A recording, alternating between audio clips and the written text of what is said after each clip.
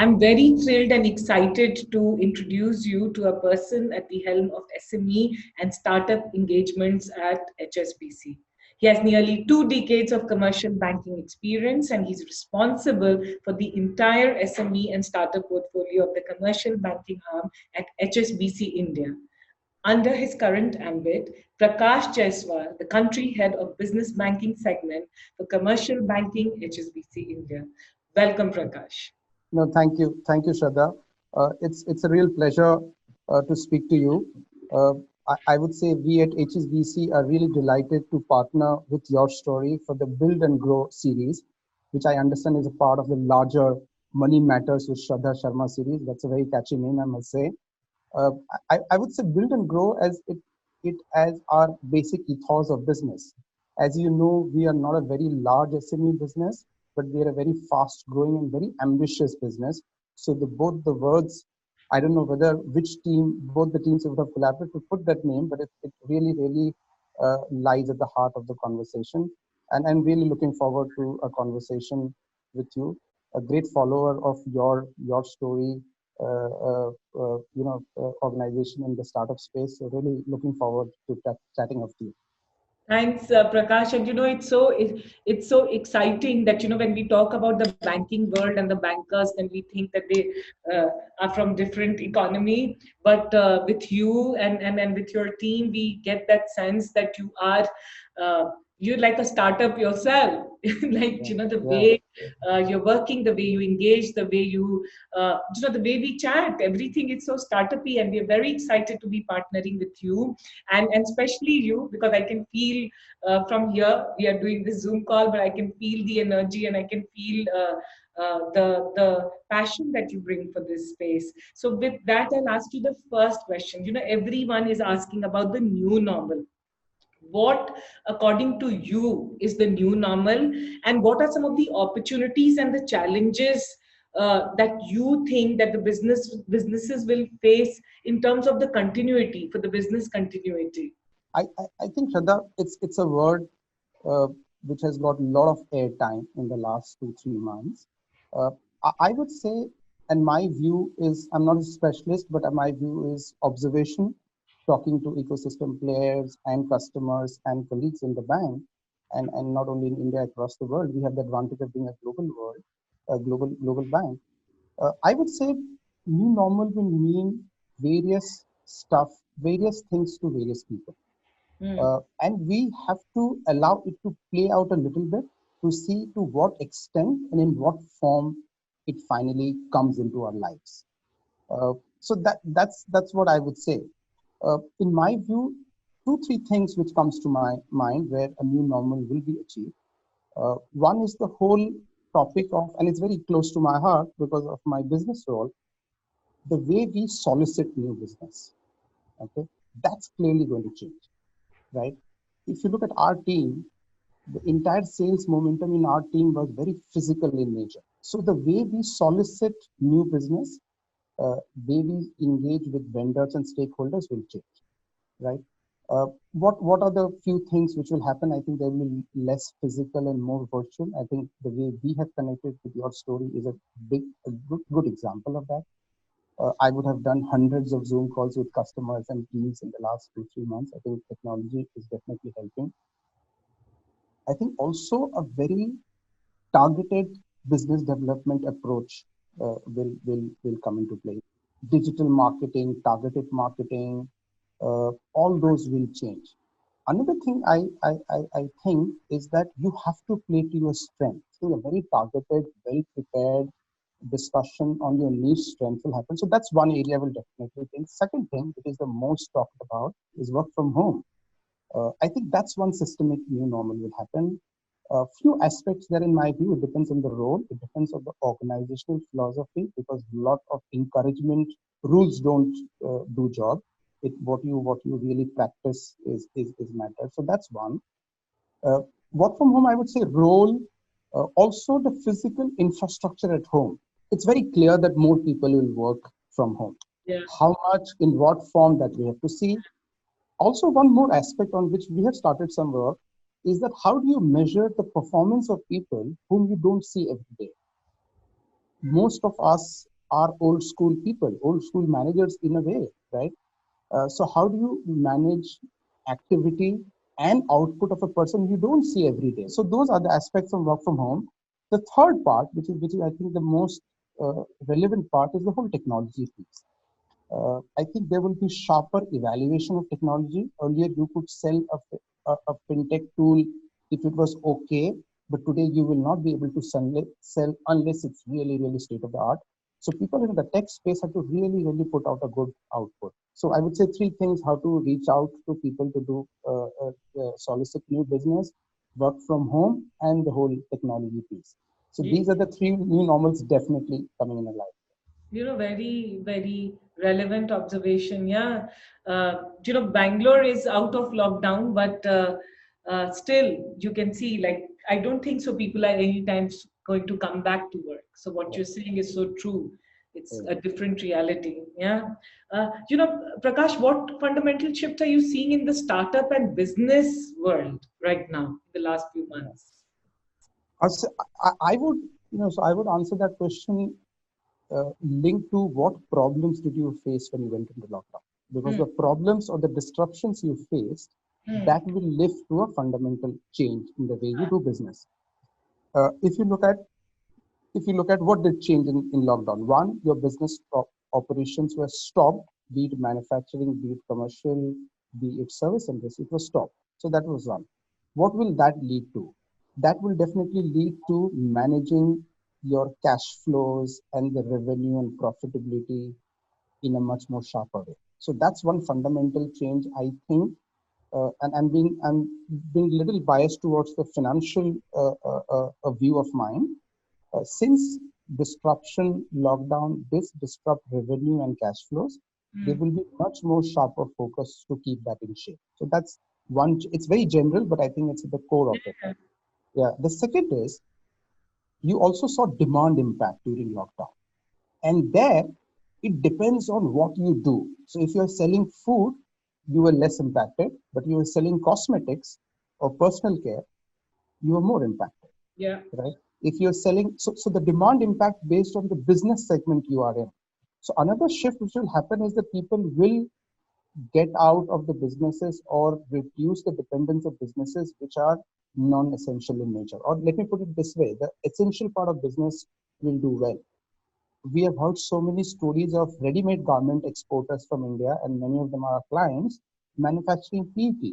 So the point I'm making is that based on the needs of the customer in a bad time, the business focus will change. So that's one macro fundamental shift I see happening. The third part, which was impacted during lockdown, was how do you deliver your products? Swiggy could deliver, but Chroma couldn't, Hmm. right? So how you deliver your product, be it physical or services or technology, that's going to change.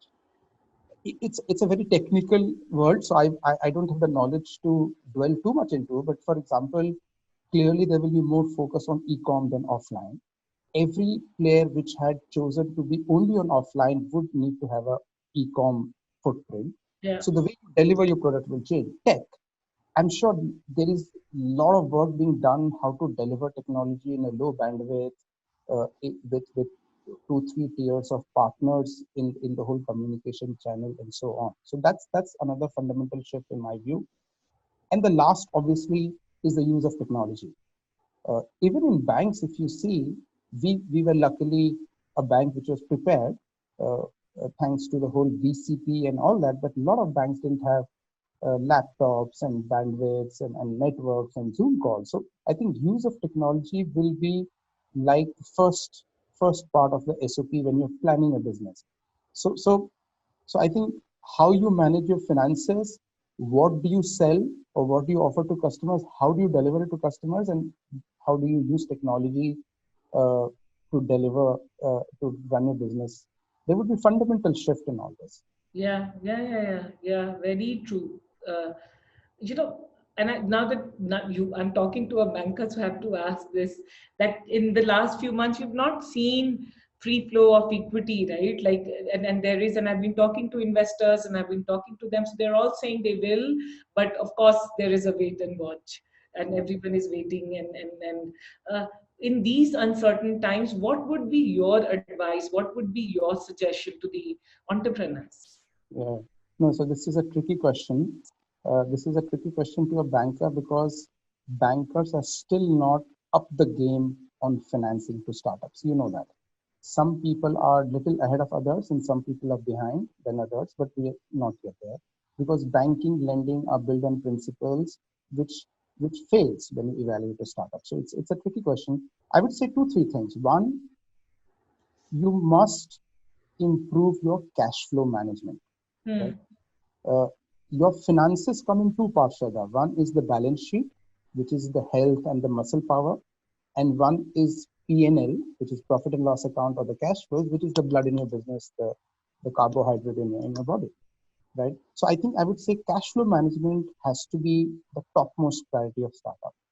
You can do so many things there, and in fact we have done a couple of sessions with few people where we have given technical knowledge.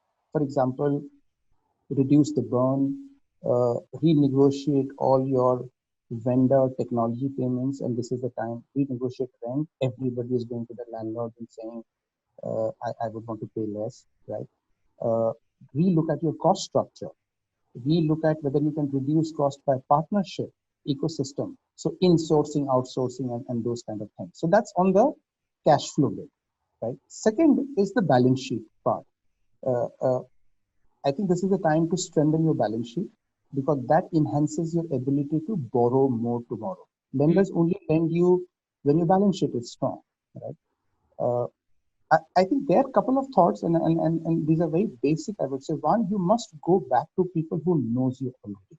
This is not the time to try out a new person both on equity and debt.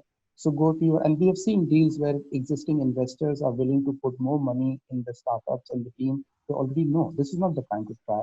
The same applies to bankers as well. Just giving a small example, if you have a 5 crore line for banker who knows you for 5 years, please go and talk to him saying, I need 2 more crores. That dialogue is much more easier to do. And I can tell you, we deal with many SME customers on lending side, and those dialogues are actually very very fruitful for both parties. Uh, so that's on the balance sheet. I would say there's another topic which is drawing a lot of attention, and startups haven't really thought about it too much because they have been on a very fast rate of growth. Is the DSO management, which is Hmm. basically managing your working capital. So are you getting money from your customers earlier than normal? Are you paying your vendors a little later? Are you going to your customers and exploring supply chain programs? And these are quite relevant to us. In fact, I have been telling startups, please reach out to your people.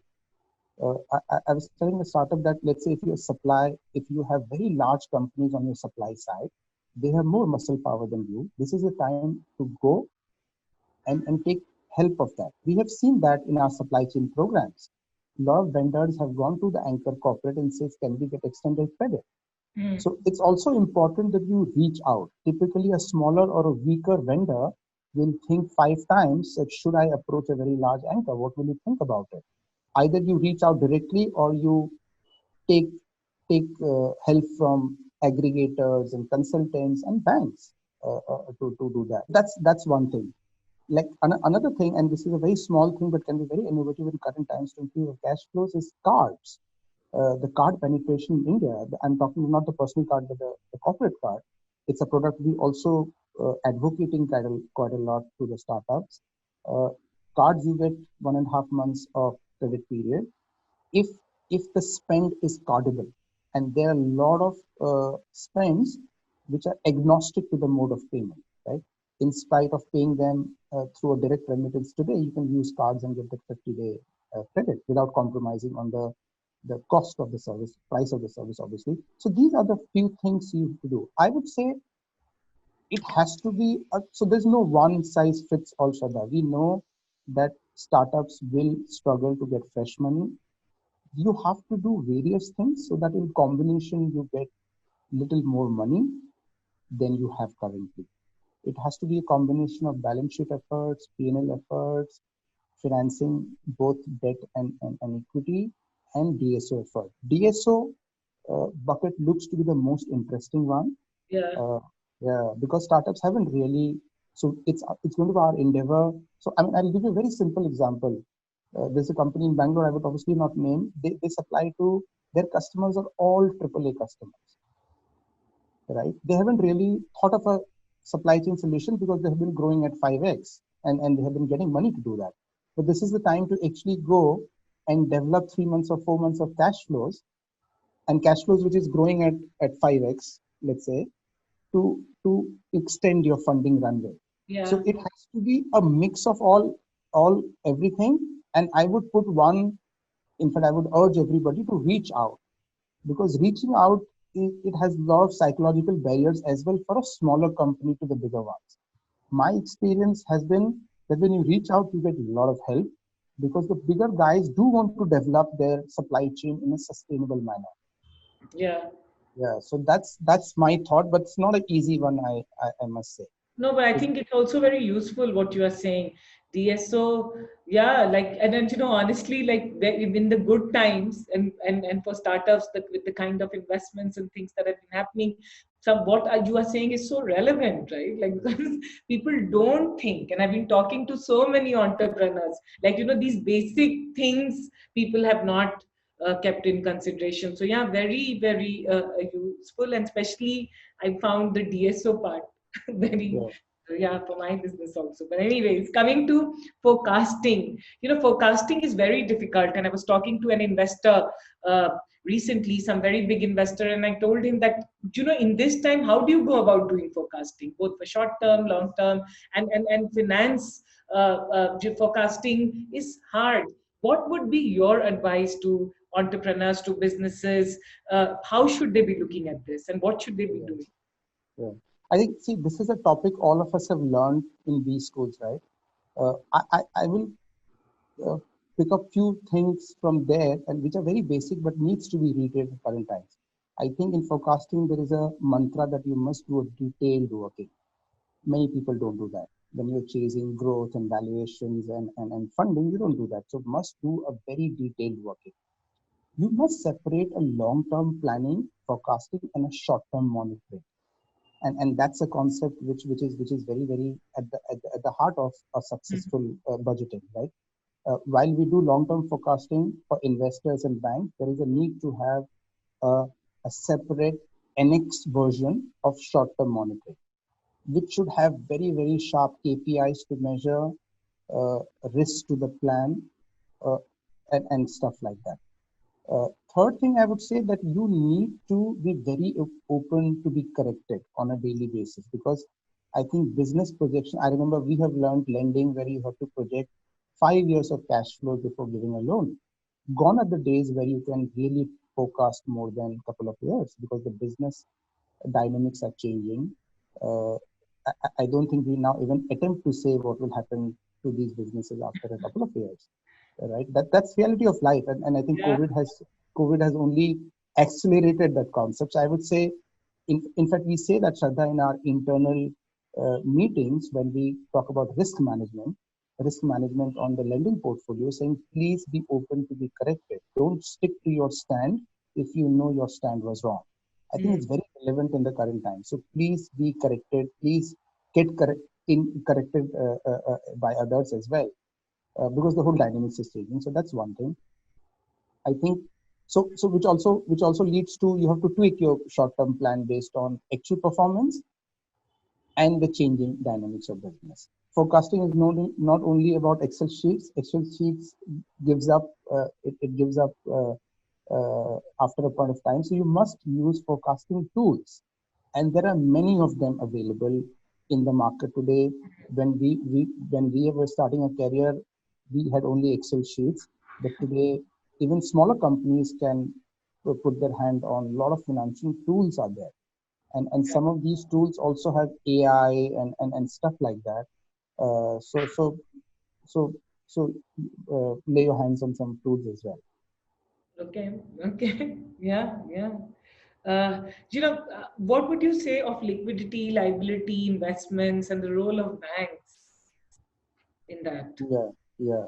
So I can answer that question and by giving a little bit of pretext of our startup business and strategy.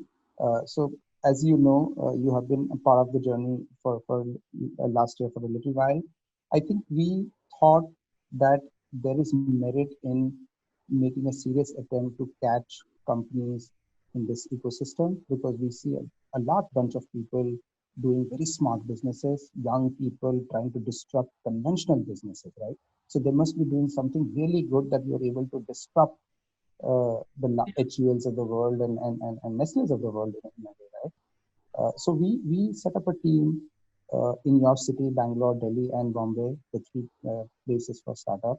I think our thought process has been twofold. One, uh, that catch the early stage ones, catch them young so that you grow. And we are a derived industry. We would grow if our companies grow. So that's one thing. And second thing, we said, since we are late in the market, let's go after the large ones or the fast growing ones in a bespoke manner. And in both, we have made progress. There is a team of 16, 15, 16 people who are only participating here. I think our thought process is very clear that you need to play to your strength. We are not a large bank. We will always remain a small bank, considering the very large PSU and private banks we have in the country. But so for us, it's a very niche strategy to go after companies' requirements based on your right to win. And what are those right to wins? And I would put it simply saying are for early stage or small companies, it's simple and agile banking so that the team and the entrepreneur doesn't spend too much time on banking so that he can focus more on the business. Uh, International connectivity is clearly a right to win for us. In fact, there we are right at the forefront, and we have helped so many startups, many of them in your city, Shraddha, on their international banking. So that's one. The third piece is the whole digital piece. We don't believe in conventional modes of delivery of a product. So our digital proposition is something which we are winning on. So that's our startup piece, and I think we've made good progress. And if you look at all the things I said, it needs either the liquidity, liability, and investment needs of a customer. Most of the startups need help on managing the cash flows, be it capital cash flows when they're raising money, or their operation cash flows when they're making payments and receiving. And gone are the days where you open an account and get a checkbook to get started. There is customization proposition to handle each type of receivable and payment. And we have done good work on that. We do a lot of work with large e-coms in the country, and you can guess what I'm saying. And we get a lot of learning from there to replicate it for the smaller ones. Right? Obviously, funding is another thing which startups need, and we as a bank acknowledge that we are not ready for it because our lending model is still conventional.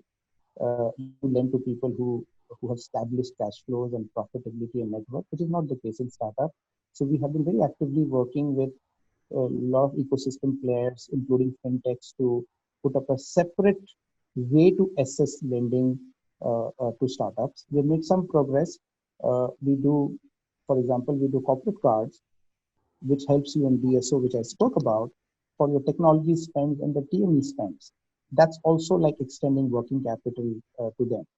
Uh, if you are supplying, if your customers are large customers, much more stronger than you, then you can avail financing backed on the strength of your customers, which is nothing but supply chain. So those are the things we have been doing. Uh, so, and and and and obviously, when small startups which don't have a full-fledged accounting or a finance team, they need a lot of hand-holding on managing regulatory work.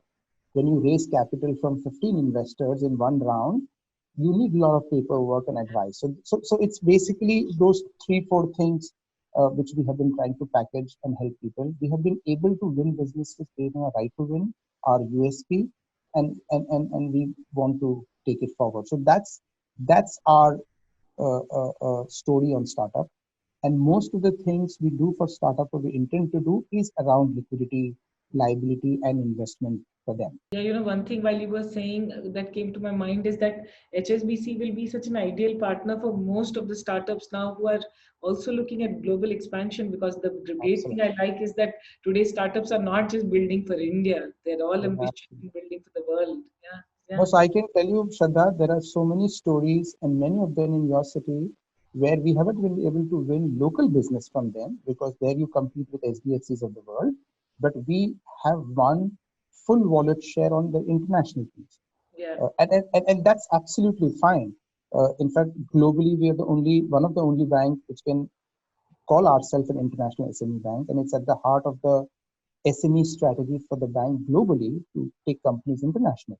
And it's great to see aspiration of very small companies going international, right? yeah. Which was not the case 10, 15 years back. Yes. Uh, yeah, so today even a $5 million company wants to go into 3 countries, and we're delighted to take them there. And we follow a global relationship model where the person in Bangalore talks to the HSBC person in Bangalore, and everybody else works in the background. So Yeah, that's yeah, something we're very excited about. Yeah. yeah. Tell us, Prakash, about how HSBC is supporting startups during this COVID time, particularly, Yeah. because this has been a tough last 2, 3 months, has been very tough. Yeah. So there, Shraddha, I think we are participating on all the government and RBI packages. Hmm. That's one way to participate. Hmm. Uh, so that's the general overall participation. Every bank is participating, and we will definitely want to support all our people. I think uh, internally we've also thought that we have a very small book in the startup segment, but we must show our own we must show our own gesture by helping people start up a smaller companies that really need help. So we've internally decided that we will not charge any fees, commission, which we typically do for the Wow. next, let's say, 2 quarters. But this is our way gesture to help them. We will help them to get onboarded. We have onboarded so many startups during lockdown without getting too many of documents and digital and this that. So we would help people in our own way, our little way, and we'll help them to transact.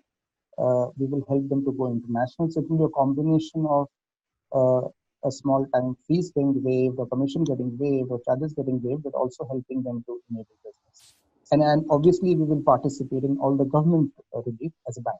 Prakash, and this I've been asking to all the leaders and experts I've been speaking to, is that MSME is the backbone of the economy. And then I was speaking to the finance minister, and she said that she's come out with a lot of provisions in her last Yeah. package for the MSME, the SME space. I want to understand from you, what are some of the things that can be done to revive the MSME space? Yeah, no, it's again a very difficult question, Shraddha. And as you know, MSMEs have been hit the most, right? Hmm. And Yeah. no two ways about it. And please understand, in India, a very large percentage of employment is given by MSMEs. So I think everybody's heart should go out for MSMEs first. And the very large part of MSMEs are not in the organized or not in the larger subset. Even a dhaba with 10 people on a highway is an MSME. He's giving Yeah. employment to 10 people, right? So they are government. In my observation, the government has done many stuff. Some completely focus on MSME, but every other scheme they have come with touches MSME. I think that point clearly resonates with me. If we are able to execute well, we will come out as a winner. Uh, I would also say a few things MSME should do, and when I talk to our customers, and our customers typically are in the organized MSME world, we don't bank unorganized. We don't bank too many micro MSMEs as well because we don't have the distribution and reach, right? What I pick up from them, and I will share some of the thoughts what I pick up. One is that more and more people should focus on export market, Hmm. and I'll tell you why I say that. One is it diversifies your customer location. In Indian domestic demand will take time to revive. It's not going to be easy. You're diversifying your risk. You're not only supplying to a customer. You're not meeting a consumer demand in Bangalore or India. You're also doing that in Europe and US. So Yeah. so you must focus on export. Second thing is when you do export, especially for the smaller guys, you gain a lot of benefit by meeting international standards. be it the quality of your paperwork, your quality tests, manufacturing facilities, SOPs, this, that. We have a customer which supplies, let's say, kitchen utensils to a very large US retail chain. And he's clearly up the mark because he deals with the best. So it will also allow as MSMEs to structurally uplift their quality. Yeah. And we have seen that today, even a 50 crore turnover company's promoter is so well traveled and so well knowledgeable. He actually has the best machinery in his premises because he's dealing with the large or the international one. So export and my personal view is export is something which every MSME should try to do more. Uh, and it does both short term and long term benefit. Uh, so that's one. Second thing, I think there are two topics for MSMEs which are they're hitting them hard. One is labor, and second is logistics. I think every MSME promoter needs to really, really think or redesign on the labor and logistics at their raw material. I mean, it's an input for them, right? The third is basically the entire topic of automation and technology. Uh, Automation is relevant from a manufacturing standpoint of view, and I feel, call it robotics or automation or whatever, not many smaller companies will think about it. Uh, so when you're buying a new machine, you will think about automation and not now, and not only, let's say, cost and how fast you can get it. Yeah. And third is technology, right? A lot of smaller companies don't use technology to reach out to customers and suppliers. That will change. So I would say these three things: exports focus, labor and logistics, and automation technology are the three things SMEs should do, should focus more on. And the whole government thing, I think the success lies in execution. And all of us must participate in that execution. Yeah. Otherwise we'll have a problem. Yeah. Yeah. Yeah. Yeah. Yeah. Thank you.